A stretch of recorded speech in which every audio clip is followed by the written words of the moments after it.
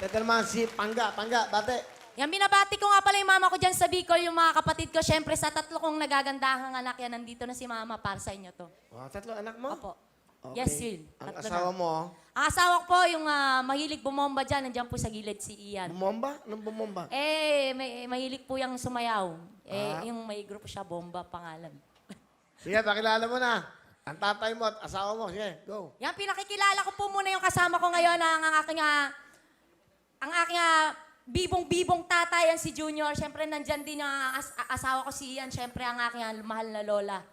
Si Lola kasama. Yeah, excited po talaga yung panapan niya yan eh, Kuya Will. Kaya kahit na mahirap siya maglakad, pumunta talaga yan dito. Kompletong pamilya. Kulang pa nga po yan eh. Kung pwede nga isama lahat, sasama ko yan. Hindi nakapasok yung mga alak ko yun, hindi ako nakapaglaba. Okay. At saka nag-away kami kanina. Nino, Asawa ko. bakit? Muntik na mag-break eh. Bakit ka nag-away? Kwento mo lang. Nakakaya. Sige, sabihin mo. Ano kasi ako tamang inala, ganun. Silosa Tsaka ka. hindi naman. Sakto, Tamang inala, di silosa ka. Hindi, kasi yung gusto ko yung sinusupport ako ganun. Baby ako minsan. Kasi Lambing ka. hindi ako nilalambing yan. Nung lag labor nga ako, nagiinom pa yan eh.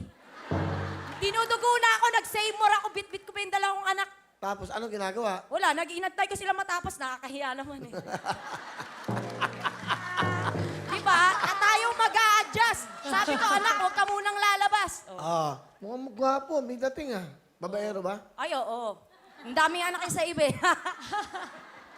May lalaki na kasi yan sa iba, kaya hindi na may lalaki anak sa na akin sa yan. iba. Oo. Ilan ang anak nito? Ilan na anak? 7 lahat. O, diba? 7, 4 sa una. 4 sa una. Magkaibang babae na. Wait. Okay. Sige, sino unang kakasabi mo? Tatay mo muna. Ayan pa. Okay. Tay, ano yung gusto sabihin sa anak nyo? Parang Will. Ah. Masayo.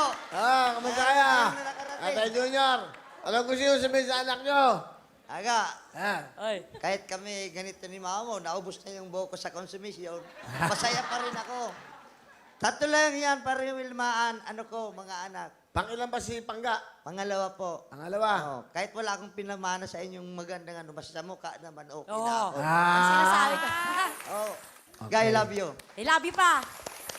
Alright, okay to eh. Kaya gusto ko makakasama yung ganyan eh. Yung, para bang yung... Ewan ko ba, ano masasabi mo dito? Yung gano'n, no? Di ba, masarap kasama to. Yung ipahihiya ka talaga, yun. Si Lola muna, Lola. Si Lola muna. Okay.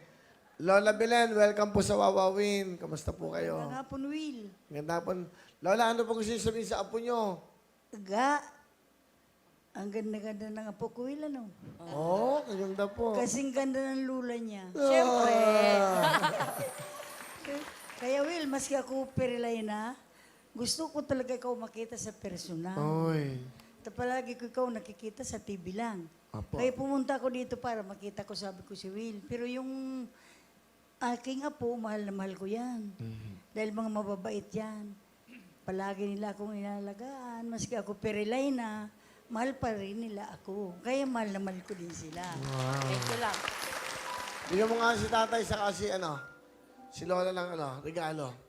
Lahat ng regalo namin. Ayan po, Lola, para po sa inyo yan. Alam mo, may pampakinis ka. Will, maraming salamat po, Will. Kulay blue si tatay.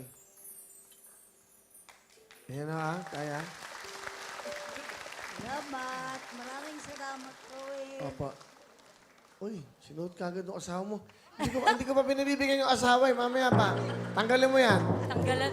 Tanggalin mo. Baka may atraso ka pa dito eh. Alam mo na. Baka may atraso eh. Sige, ikaw muna. Ian, ano gusto mo sabihin sa asawa mo? Yan. It's your turn, Ian. Alam mo, Mama, kahit ganito tayo minsan, minsan kasi may problema tayo, di ba? Tandaan mo lang palagi na mahal kita. Tumagal nga tayo ng ganito katagal, di ba? 9 years na tayo. Marami tayong mga problemang pinagdadaanan, kahit mahirap yung buhay natin. Pero sabi ko naman sa'yo, gagawin ko lahat para maging maayos tayo, kahit pa unti-unti. Hindi naman natin kaya ng isang ganun lang, di ba? Unti-unti lang. Sabi ko naman sa'yo, ang gabay natin palagi ang Panginoon. Lagi nandyan siya sa atin. Huwag lang tayo makakalimot sa Kanya, magpasalamat. kahit maliit na bagay o malaking bagay yung nagkakaroon tayo, lagi natin pagpapasalamat sa Kanya. Kasi hindi siya magsasawang bigyan tayo. Alam niya yung kung para sa atin. Alam niya kung ano yung dapat para sa atin. Kaya, yun eh, matinding kakampinan natin yun eh. Yun yung sandigan natin. Manatili lang yung pananampalataya natin sa Kanya. Magiging matagumpay tayo sa buhay natin. Tandaan mo yan. Positive lang. Good vibes palagi, araw-araw. Sorry kung ano man yung naging problema nung isang gabi, sa kakagabi. Wala naman yun. Ikaw na masyado ka naman. Minsan nakakatulog na ako sa pagod. Alam mo naman yung klase ko. Ano ba yung naging problema? Yung totoo? Ay, ano po. Sa totoo lang, paring Will, kasi alam mo naman mga babae, parang minsan gusto